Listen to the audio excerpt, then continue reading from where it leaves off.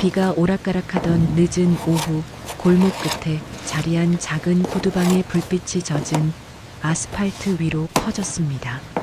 작업대 위엔 오래된 망치와 못, 갈라진 밑창이 가지런히 놓였고 한도윤은 돋보기를 살짝 내린 채 구두의 박음을 고르고 있었죠. 손끝이 굳세게 움직일수록 그의 어깨는 조금씩 더 굽어 보였습니다. 구석의 재봉틀은 낮은 소리로 돌아가고 그 옆에서 박미숙은 손수건으로 광약병을 닦으며 선반을 정리했습니다. 미숙의 동작은 조심스러웠고 그 조심스러움은 마치 집안 공기 전체에 스며드는 듯 했어요. 문이 달린 방울이 짤랑 울리자 도윤은 반사적으로 고개를 들었습니다. 중절모를 쓴 노신사가 젖은 구두를 들고 들어오며 주변을 훑쳤고 도윤은 순간적으로 미숙을 향해 눈짓을 보냈습니다. 안쪽에 들어가 있어요 라는 낮은 말이 공기 사이로 미끄러졌고 미숙은 짧게 고개를 끄덕인 뒤 뒷방 문을 살그머니 닫았죠. 손님은 구두를 내려놓으며 밑창이 자꾸 미끄러져요라고 말했고 도윤은 구두를 들어 각도를 바꿔보며 내일까지 맞춰드리겠습니다라고 답했습니다. 말은 짧았지만 그의 목소리엔 익숙한 장사꾼의 정돈된 친절이 실려 있었어요.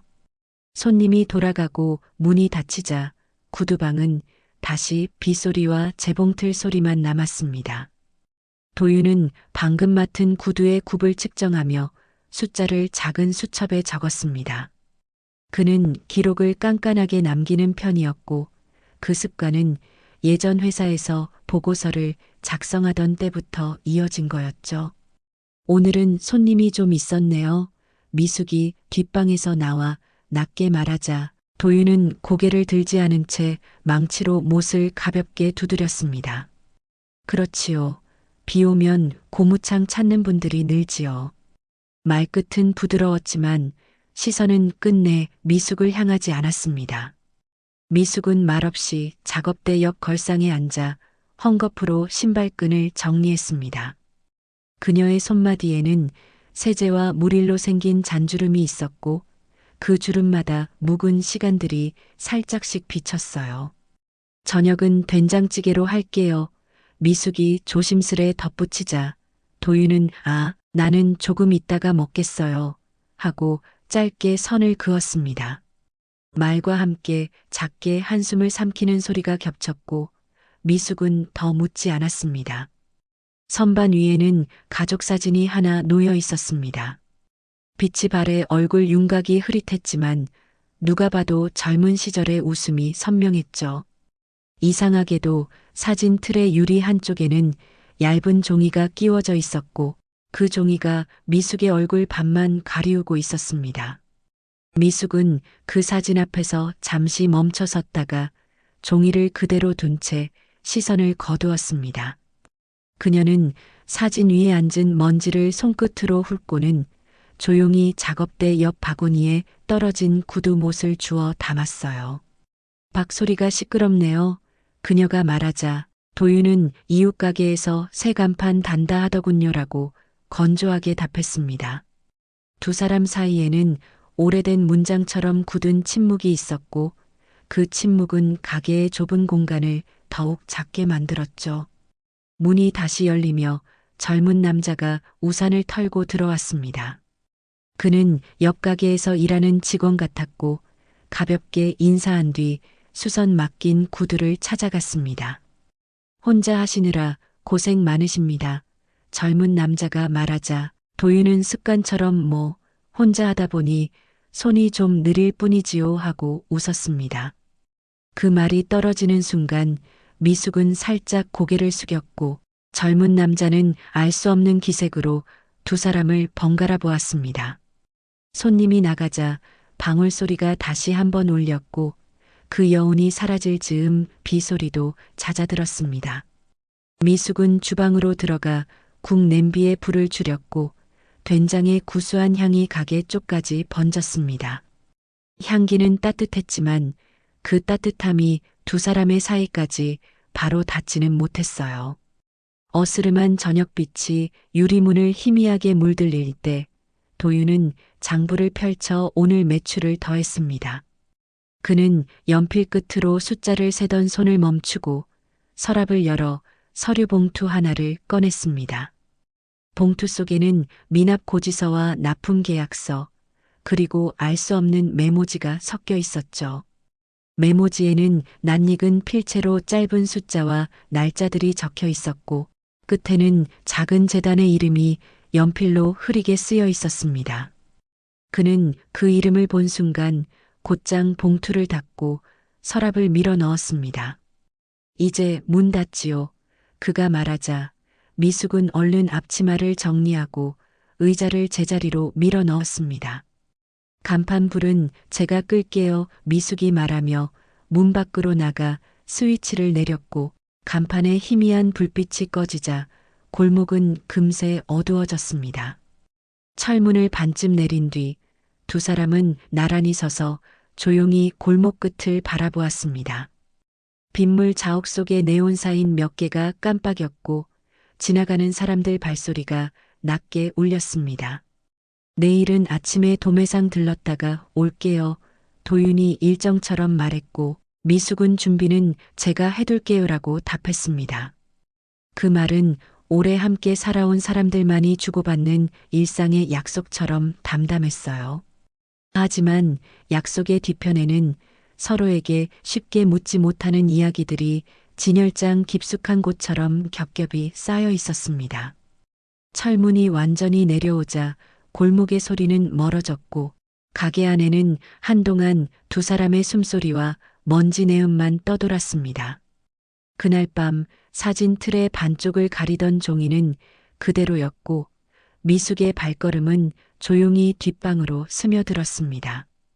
이른 아침 공기는 차가웠고 장례식장 현관에는 검은 우산이 줄지어 서 있었어요. 한도윤은 달인 양복의 주름을 한번 쓸어내리고 조향실로 들어섰습니다. 왔다. 도윤 씨라며 누군가가 낮게 인사했고 그는 짧게 목례한 뒤 향을 집어들었죠. 연기가 곱게 올라가 천장을 스치자 그의 눈빛은 잠시 그 연기를 따라가다가 굳어졌습니다. 사진 속 고인은 과거 같은 부서에서 일하던 후배였고 그의 미소는 오래전에 본 그대로였어요. 다들 힘내십시오. 도윤이 상주에게 조심스레 말하자 상주는 고개를 숙이며 와주셔서 감사합니다라고 답했습니다.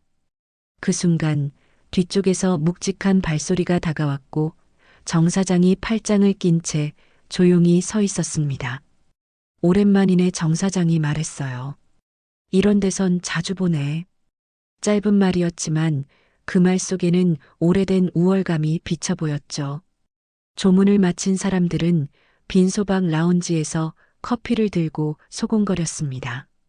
도윤 씨 회사 소식 들었나? 누군가 묻자 그는 소식은 가끔 듣습니다라고만 했어요. 정 사장은 옆에서 웃음 비슷한 소리를 사겨내며 그때 결단이 빨랐으면 달라졌을 텐데라고 툭 던졌습니다.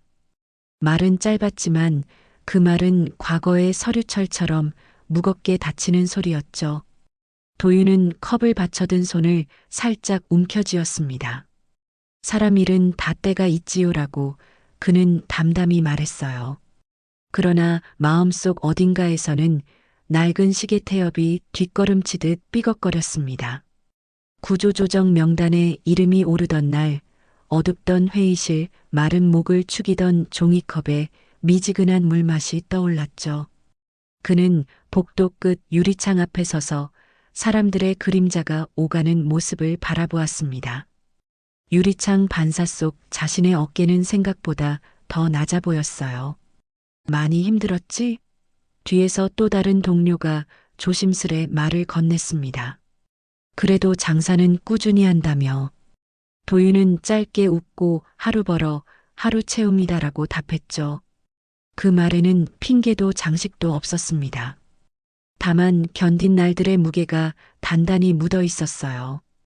동료는 말끝을 맺지 못한 채 고개만 끄덕였습니다. 그래, 몸 상하지 말고. 말은 간단했지만 그 간단함이 오히려 오래 남았죠. 빈소로 돌아오는 길, 그는 조물록역 탁자에 놓인 회사 안내지를 무심코 집어들었습니다. 푸른 로고 아래 새로운 도약이라는 문장이 굵게 인쇄되어 있었어요. 그 문장을 읽는 동안 그의 시선은 아주 짧게 흔들렸습니다. 가보겠습니다.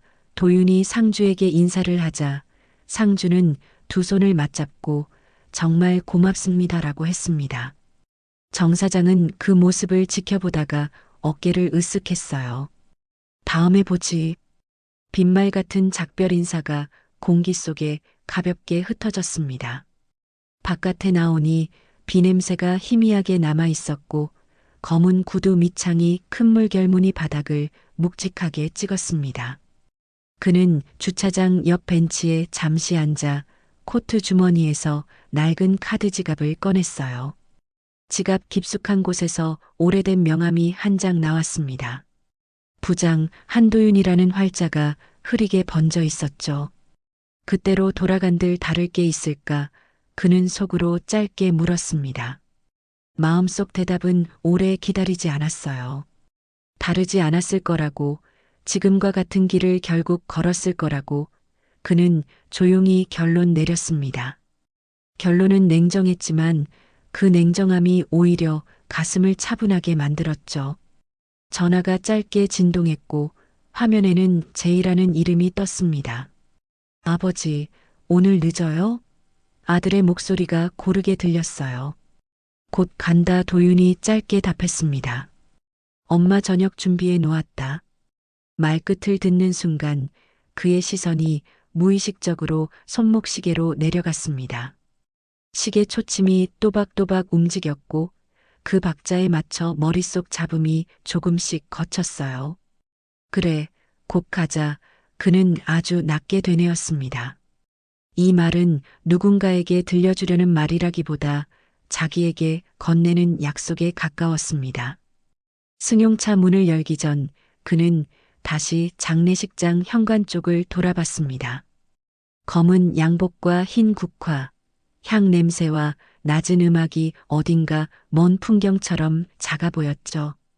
수고하셨습니다라며 안내 직원이 허리를 숙였고 도윤은 고개를 끄덕이며 주차권을 받아들었습니다. 차 문을 닫는 순간 유리창에 그의 얼굴과 흘러가는 구름이 겹쳐 비쳤어요. 그 겹침은 금세 흩어졌고 남은 것은 창문을 타고 내려오는 얇은 오후 햇살뿐이었습니다. 그는 시동을 걸고 느린 속도로 장례식장을 빠져나왔습니다. 길 위의 차들은 각자 속도로 흘렀고 그의 차도 그 흐름 속에 자연스레 섞였어요. 목적지는 아직 같았고 오늘 저녁도 여느 날과 크게 다르지 않을 것입니다. 하지만 마음 한쪽에서는 오래 닫혀있던 서랍이 아주 조금 틈을 내기 시작했죠. 퇴근길의 저녁 공기가 차가웠습니다. 은행 지점 문이 닫히는 시간, 윤재인은 서류 가방을 든 채 터벅터벅 집으로 향했습니다. 그는 오래된 버스 창밖으로 스치는 간판들을 바라보다가 한 구두수선 간판에 시선이 멈췄어요. 희미한 불빛 속에서 도윤구 두방이라는 글씨가 반쯤 지워진 채 흔들리고 있었죠. 잠시 망설이던 제이는 버스벨을 눌렀습니다. 내리자마자 낡은 골목의 냄새가 코끝에 스며들었고 그 냄새는 어릴 적 기억처럼 낯설고도 익숙했습니다. 가게 문을 밀자 안에서는 낮은 조명 아래 한도윤이 고무망치로 밑창을 두드리고 있었습니다. 벽시계는 밤 8시를 가리키고 있었고 구두강약 냄새가 공기를 덮고 있었죠. 왔니? 도윤이 고개를 들었습니다. 오늘은 일찍 끝났나? 네, 그냥 들렀어요. 제이는 겉옷을 벗으며 대답했습니다. 그 말 한마디에 잠시 침묵이 흘렀습니다. 미숙은 뒷방에서 나와 수건으로 손을 닦으며 밥은 먹었니? 라고 묻고 이미 따뜻한 밥상을 차려두었습니다. 식탁 위엔 된장찌개와 멸치볶음 그리고 김치 몇 쪽뿐이었지만 제이는 그 익숙한 냄새에 잠시 말이 막혔습니다. 나레이션이 흐르듯 제이의 마음속에는 여러 감정이 엇갈렸어요. 도심의 고급 식당에서 동료들과 식사하던 기억이 떠올랐고 그곳의 밝고 세련된 분위기가 이 좁은 구두방 안과 겹쳐졌습니다. 그는 숟가락을 들며 웃어 보이려 했지만 그 미소는 어색하게 굳었죠. 미숙은 조심스레 반찬을 내놓으며 아들의 표정을 살폈습니다. 그녀의 손마디에는 세제에 벗겨진 자국이 있었고 그 자국 위로 흰 밴드가 붙어 있었어요. 제이는 그 손을 보고 잠시 멈칫했습니다. 식사 내내 도윤은 말이 없었습니다. 그는 장부를 들여다보며 연필 끝으로 숫자를 적다가 가끔 짧게 기침만 했죠. 그 침묵은 가족 사이의 오래된 거리감처럼 쉽게 좁혀지지 않았습니다. 식사가 끝나자 미숙은 조용히 식탁을 치웠고 제이는 아버지 옆에 놓인 장부를 힐끗 보았습니다. 거기엔 매출 기록 대신 납품 계약서와 미납세금 고지서가 섞여 있었죠. 아버지, 힘드세요? 그가 조심스럽게 물었지만 도윤은 눈을 들지 않았습니다. 괜찮다. 일이라는 게 다 그런 거지. 대답은 짧았지만 그 짧음 속엔 무언가를 숨긴 흔적이 분명했습니다. 제이는 말을 잇지 못하고 자리에서 일어났습니다. 그가 뒷문으로 나서자 미숙이 뒤따라와 작은 종이 봉투를 내밀었죠. 은행 다니면 지출 많을 텐데 이거 생활비에 보태 써라. 봉투 안에는 몇 장의 현금이 들어 있었습니다. 제이는 그 봉투를 보고 한참 동안 말이 없었습니다. 이거 받기 좀 그렇네요. 그가 낮게 말하자 미숙은 고개를 저었습니다. 괜찮아요. 남는 돈이에요. 그러나 그 말이 거짓임을 제이는 알고 있었어요.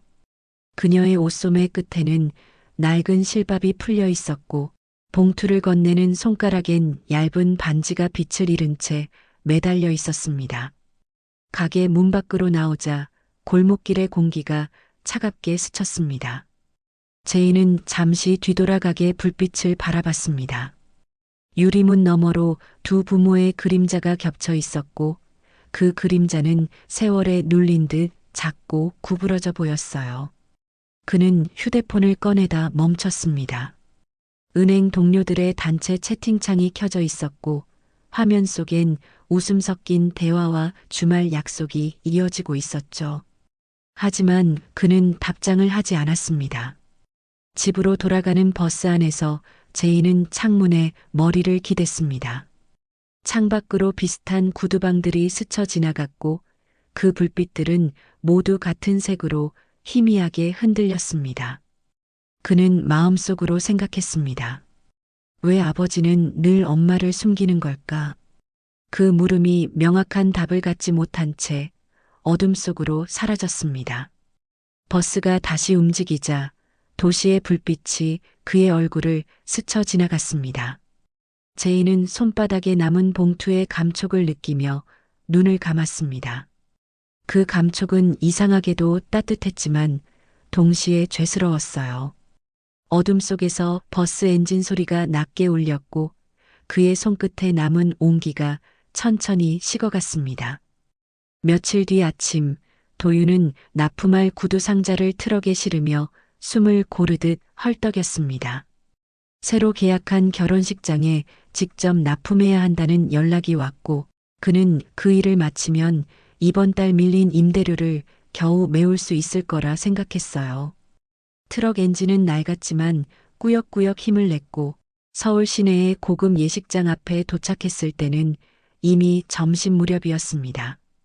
예식장 정문에는 흰 장미와 리본 장식이 풍성했고 안내원들은 깔끔한 정장을 입은 채 하객들을 맞이하고 있었습니다. 고급 승용차들이 연이어 들어섰고 플래시가 터지는 기자들의 카메라 사이로 신랑, 신부의 이름이 적힌 현수막이 반짝였죠. 도윤은 잠시 차 안에서 숨을 돌렸습니다. 수선용 앞치마를 그대로 두고 내릴까 망설이다가 그냥 입은 채 상자를 내렸어요. 이런 데는 언제 와도 어색하단 말이지. 그가 작게 중얼거리며 상자 4개를 밀차에 실었습니다. 안내 데스크 앞에서 직원이 명단을 확인하던 중 한도윤 구두 납품이라는 이름을 보고 고개를 끄덕였습니다. 이쪽으로 가시면 됩니다. 도윤은 예식장 안쪽 복도를 따라 걸었어요. 복도에는 샹들리에가 길게 늘어섰고 대리석 바닥엔 발자국 하나조차 남지 않았습니다. 손때 묻은 그의 작업복이 이질적으로 보였지만 그는 묵묵히 걸음을 이어갔습니다. 그때 뒤쪽에서 또 다른 여자의 목소리가 들렸습니다. 잠시만요. 저분 도윤이 돌아보니 행사 담당 플래너가 그를 향해 다가오고 있었죠. 그녀는 어딘가 낯이 익었고 이름표에는 김소정 팀장이라고 적혀 있었습니다. 혹시 납품 잡은 부인이 그녀의 시선이 복도 끝에 서 있는 한 여자를 향했습니다. 도윤이 고개를 돌리자 그곳에는 미숙이 서 있었습니다. 미숙은 작은 봉투를 들고 있었고 그 안에는 오늘 납품비 일부와 결혼식 하객용 구두 교체권이 들어 있었습니다. 그녀는 도윤이 새벽까지 준비하던 걸 알기에 혹시 몰라 함께 따라왔던 겁니다. 여기까지만 와요. 안으로는 들어가지 말아요. 도윤이 낮게 말했습니다. 그러나 그 순간 김소정이 놀란 듯 눈을 크게 뜨더니 한 걸음 앞으로 다가왔습니다. 박미숙 선생님 맞으시죠? 그녀의 목소리는 놀람과 반가움이 섞여 있었습니다. 도윤은 순간적으로 김소정을 바라보다가 아내 쪽을 향했습니다. 미숙은 짧게 숨을 들이쉬고 당황한 듯 고개를 숙였어요. 아, 저는 그냥 그녀가 말끝을 흐리자 김소정은 서둘러 자세를 고쳐 잡았습니다. 실례했습니다. 예식 준비 때문에 잠시 착각했네요. 그렇게 말했지만 그녀의 눈빛엔 확신이 깃들어 있었습니다. 그 후 미숙은 서둘러 예식장 밖으로 발걸음을 옮겼습니다. 그녀의 손에 들린 봉투가 작게 흔들렸고 그 속에서 몇 장의 영수증이 바람에 흘러나와 대리석 바닥에 떨어졌습니다. 도윤은 허리를 굽혀 그 종이들을 주었고 종이 한 장 귀퉁이에 적힌 희망 발걸음 재단이라는 글자가 눈에 들어왔습니다. 잠시 후 그는 납품 확인 도장을 받고 예식장 밖으로 나왔습니다. 햇살이 눈부시게 비추는 정문 앞에서 하객들이 사진을 찍으며 웃고 있었어요. 도윤은 그 웃음소리를 멀리서 들으며 트럭 문을 열었습니다. 하지만 마음속에는 미묘한 불안이 남아 있었죠. 김소정이 아내를 알아본 듯한 그 순간 그녀의 표정에는 단순한 놀라움 이상이 숨어 있었으니까요. 차에 올라 시동을 걸자 라디오에서 잔잔한 음악이 흘러나왔습니다. 그는 시선을 잠시 운전석 옆 상자에 둔 채 생각에 잠겼어요. 상자 옆에 놓인 작은 수첩 한 권, 그 속에는 아내가 적어둔 간단한 가계부와 짧은 메모가 끼워져 있었습니다. 다음 달 후원금 잊지 말기. 그 짧은 문장이 눈에 들어오는 순간 도윤의 손끝이 미세하게 떨렸습니다. 그날 저녁 트럭이 골목으로 들어설 때까지 그는 단 한마디도 하지 않았습니다. 머릿속에는 결혼식장의 화려한 조명과 아내를 알아본 여자, 그리고 희망 발걸음이라는 이름이 번갈아 떠올랐어요. 어쩐지 오래된 기억의 문이 조금씩 열리는 듯한 기분이었습니다. 그 문 너머엔 자신이 모르는 또 다른 미숙의 얼굴이 있을 것 같았죠. 결혼식 당일 예식장 홀은 흰 장미와 크리스털 장식으로 가득했습니다. 대형 스크린에는 신랑 신부의 영상이 흘러나오고 하객들의 웃음소리가 잔잔히 번졌습니다. 도윤은 납품 마감을 위해 대기실 근처에서 결제 확인 서류를 들여다보고 있었어요. 미숙은 홀 한쪽에 조용히 앉아 있었습니다. 검은색 원피스 차림에 손에는 작은 클러치를 쥔 채 그녀는 자신이 낯선 공간에 있다는 사실을 누구보다 잘 알고 있었죠. 행사가 시작되자 사회자가 마이크를 잡았습니다. 오늘 이 자리에 뜻깊은 분들이 함께 하셨습니다. 그 중에서도 희망발걸음 재단에서 후원해 주신 귀빈 박미숙 여사님께 진심으로 감사드립니다. 그 한 문장이 홀을 가르며 울려 퍼졌습니다. 잠시 정적이 흘렀고 사람들이 웅성거리기 시작했죠. 박미숙 여사님? 몇몇이 자리에서 몸을 돌리자 조명이 미숙 쪽으로 향했습니다. 그녀는 깜짝 놀라 어깨를 움츠렸습니다. 하지만 사회자가 계속 말을 이어갔어요. 박 여사님은 지난 20년간 저소득층 청소년을 위한 장학사업을 이어오신 분입니다. 오늘 신부 측 가족의 장학금 수혜자 중 한 명이기도 하죠. 그 설명이 끝나자 곳곳에서 박수가 터졌습니다. 하객들은 고개를 돌려 미숙을 바라보았고 플래시가 터지기 시작했습니다. 도윤은 서류를 든 손을 내려놓았습니다. 방금 전까지 계산기를 두드리던 손가락이 멈추고 눈동자가 천천히 흔들렸어요. 그는 무대 스크린에 떠오른 사진들을 바라보았습니다. 낡은 신발을 신은 아이들, 도시락을 받는 노인들, 그리고 희망 발걸음 로고가 새겨진 현판식 현장들. 그 사진 속에는 젊은 시절의 미숙이 조용히 뒤에서 봉투를 정리하고 있었습니다. 도윤의 머릿속에 지난밤 가계부의 메모가 스쳤습니다. 다음 달 후원금 잊지 말기. 그는 그 문장이 단순한 기부가 아니라 인생의 한 축이었다는 걸 이제야 깨달았어요. 지금까지 그는 자신이 아내를 보호한다고 믿었지만 사실은 세상으로부터 그녀를 가려왔던 거였습니다. 무대 위의 사회자는 여전히 감사 인사를 이어갔고 플래너 김소정은 눈가가 붉어진 채 그 모습을 지켜봤습니다. 행사가 끝나자 신부의 부모가 다가와 미숙에게 깊게 인사했습니다. 선생님 덕분에 우리 딸이 이 자리에 설 수 있었어요. 그들은 진심을 담아 고마움을 전했습니다. 미숙은 고개를 숙이며 별일 아니에요. 모두가 조금씩 도와준 덕이지요라고 조심스럽게 답했습니다. 그 목소리는 작았지만 그 안에는 흔들림 없는 힘이 담겨 있었어요. 도윤은 멀찍이서 그 광경을 지켜보았습니다. 하객들이 줄을 서서 사진을 찍으며 웃고 미숙의 이름이 여러 번 불렸습니다. 그가 알고 있던 가난한 아내의 모습은 그 어디에도 없었습니다. 대신 그는 지금 가장 조용한 존경의 중심에 서 있는 여자를 보고 있었습니다. 홀 밖으로 나오자 늦은 오후의 햇살이 강당 유리벽 사이로 흘러들었어요. 도윤은 벽에 기대어 천천히 숨을 내쉬었습니다. 주변은 여전히 화려하고 사람들은 떠들썩했지만 그의 귀에는 오직 미숙이 서 있던 자리만이 뚜렷하게 남았습니다. 그 순간 그는 오래전 자신이 숨기던 이유가 얼마나 부끄러운 일이었는지 깨달았어요. 자신의 체면이 그녀의 빛을 가려왔던 거였죠. 행사가 마무리될 즈음 도윤은 조용히 아내 곁으로 다가갔습니다. 말은 걸지 못했지만 두 사람의 시선이 짧게 마주쳤습니다. 미숙은 아무 말 없이 미소를 지었고 그 미소는 단순한 용서보다 더 따뜻한 무언가를 담고 있었어요. 홀의 불빛이 하나둘 꺼지고 사람들의 웃음이 멀어졌습니다. 그러나 도윤의 가슴 속에는 그날의 조명이 아직 꺼지지 않았습니다.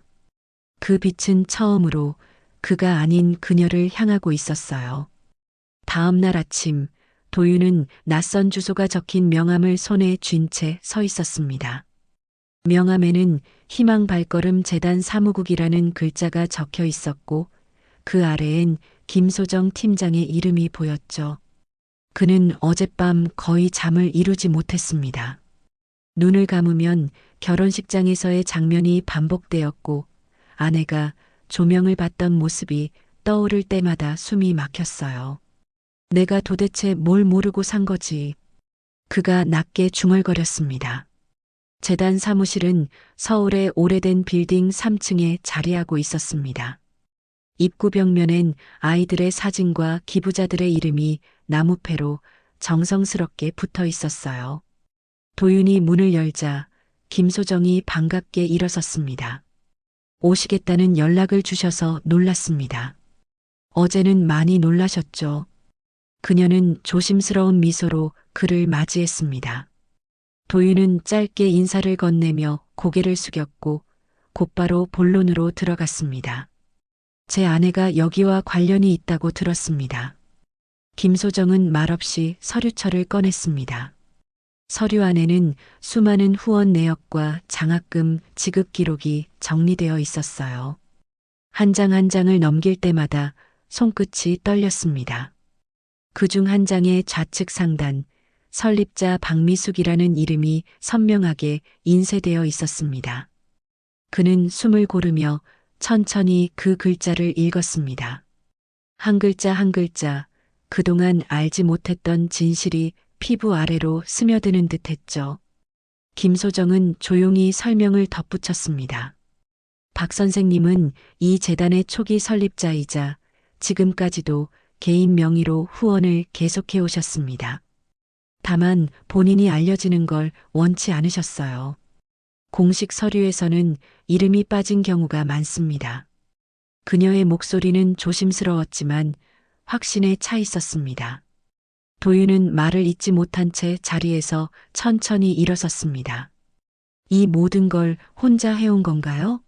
그가 묻자 김소정은 고개를 끄덕였습니다. 네, 선생님은 늘 다른 사람의 발걸음을 돕는 게 내 몫이라 말씀하셨어요. 그 말에 도윤은 잠시 눈을 감았습니다. 머릿속에 여러 장면이 겹쳤습니다. 밤마다 장부를 적던 아내의 뒷모습, 수선대 밑에 숨겨진 낡은 통장, 가끔 그가 모르게 사라지던 작은 돈의 자취들. 그 모든 것이 지금 이 자리와 맞닿아 있었습니다. 마음 한켠이 따뜻해지는 동시에 쓰디쓴 죄책감이 밀려왔어요. 자신이 가난이라고, 체면이라고, 어리석은 자존심으로 그녀를 감췄던 세월이 너무나 부끄럽게 느껴졌습니다. 창밖에서는 햇빛이 살짝 들어와 서류 위를 비추고 있었습니다. 도윤은 손바닥으로 그 빛을 막듯 살짝 올렸어요. 빛 아래에서 박미숙이라는 이름이 더 뚜렷하게 보였습니다. 순간 그의 눈가가 젖었습니다. 김소정은 조용히 휴지 한 장을 건네며 자리를 비켜주었습니다. 이 방에 조금 더 계셔도 됩니다. 그는 혼자 남은 기록실을 천천히 둘러보았습니다. 한쪽 벽에는 재단이 지원한 학교들의 감사장이 걸려 있었고 그 사이사이에 아내의 손글씨로 쓴 짧은 문장들이 보였어요. 모두가 조금씩만 도우면 세상은 덜 추워진다. 그 문장을 보는 순간 도윤은 마치 오래된 편지를 받은 듯 가슴이 조여왔습니다. 그는 의자에 앉아 손가락으로 이름을 따라 문질렀습니다. 박미숙. 세상에 그 어떤 이름보다 낯설고 동시에 가장 가까운 이름이었습니다. 수십 년을 함께 살았지만 이제야 진짜 그녀를 마주한 것 같았어요. 기록실 시계 초침이 천천히 움직였고 도윤은 오랜 침묵 끝에 아주 낮은 목소리로 말했습니다. 그 사람은 세상을 숨기지 않았는데 나는 왜 그 사람을 숨겼을까? 그 말은 스스로에게 던지는 고백 같았고 동시에 뒤늦은 참회의 시작이었습니다. 문을 나서기 전 그는 다시 한번 뒤를 돌아봤습니다. 서류들이 가득한 책장 사이로 미숙의 이름이 작게 반짝이고 있었습니다. 그것은 돈도 명예도 아닌 삶의 증거였습니다. 도윤은 모자를 눌렀으며 깊게 고개를 숙였습니다. 그는 이제야 알았습니다. 자신이 오랫동안 숨겨온 것은 아내가 아니라 자기 자신의 부끄러움이었다는 사실을요. 그날 밤 도윤은 구두방의 불을 마지막으로 끄고 문을 잠갔습니다. 골목은 이미 어둠에 잠겨 있었고 간간히 가로등 아래로 비가 흩뿌렸습니다. 그는 우산도 쓰지 않은 채 천천히 발을 옮겼습니다. 신발 밑창이 젖은 돌길을 밟을 때마다 묵직한 소리가 났고 그 소리 하나하나가 마음속 죄책감처럼 울려 퍼졌어요. 주머니 속에는 낮에 받아온 서류 한 장이 구겨진 채 들어 있었습니다. 그 위엔 설립자 박미숙이라는 글씨가 선명히 남아 있었죠. 그는 조용한 공원 벤치에 앉았습니다. 머리 위 가로등 불빛이 희미하게 비추고 눈앞에는 물방울이 떨어지는 나뭇잎이 흔들리고 있었어요. 그는 손에 든 서류를 무릎 위에 올려놓고 천천히 숨을 내쉬었습니다. 그 사람은 세상을 위해 살았는데 나는 세상을 두려워했구나. 목소리는 작았지만 비에 젖은 공기 속에서도 선명히 퍼졌습니다. 오랜 세월 동안 그는 체면을 지키려 애썼습니다. 동료들 앞에서 아내의 이름을 숨기고 가난하다는 말을 입 밖으로 꺼내지 않았습니다. 아내를 보호한다는 명목이었지만 사실은 자신의 자존심을 보호하고 있었던 것이었죠. 그가 만든 벽은 세상을 막은 것이 아니라 아내의 빛을 가리는 벽이었음을 이제야 깨달았습니다. 손끝이 떨렸습니다. 그는 비를 맞은 채 서류를 조심스레 접어 품속에 넣었습니다. 멀리서 구두방 간판에 희미한 불빛이 깜빡거렸습니다. 그는 그 불빛을 잠시 바라보다 고개를 숙였습니다. 이제라도 바꿀 수 있을까? 그 생각이 스치자 눈가가 시큰해졌습니다. 아내의 손을 처음 잡았던 그날 부끄럽지 않겠다고 다짐했었는데 결국 가장 부끄러운 남편이 되어버린 자신을 떠올렸죠. 바람이 불자 가로등 아래 작은 전단지 하나가 그의 발밑으로 흘러왔습니다. 낡은 종이에는 희망 발걸음 장학생 모집이라는 문구가 적혀 있었습니다. 그는 전단지를 들고 한참을 바라봤습니다. 그 문구 아래엔 아내가 직접 쓴 것처럼 느껴지는 문장이 있었습니다. 누군가의 한 걸음이 누군가의 인생이 됩니다. 그는 고개를 숙인 채 오래도록 그 문장을 보고 있었어요. 눈물이 한 줄기 흘러내려 종이에 닿자 글자가 번졌습니다. 당신은 알고 있었겠지요. 내가 얼마나 작은 사람인지. 그는 스스로에게 말하듯 조용히 중얼거렸습니다. 목소리는 낮았지만 그 안에는 오랜 회한이 담겨 있었습니다. 그는 손등으로 눈물을 닦았지만 눈물은 계속 고였어요. 그제야 그는 깨달았습니다. 미숙이 자신에게 단 한 번도 불만을 말하지 않았던 이유를. 그녀는 그저 기다렸던 겁니다. 자신이 스스로의 어둠을 마주할 때까지. 시간이 얼마나 흘렀을까. 비가 잦아들고 하늘에 별 하나가 희미하게 떠올랐습니다.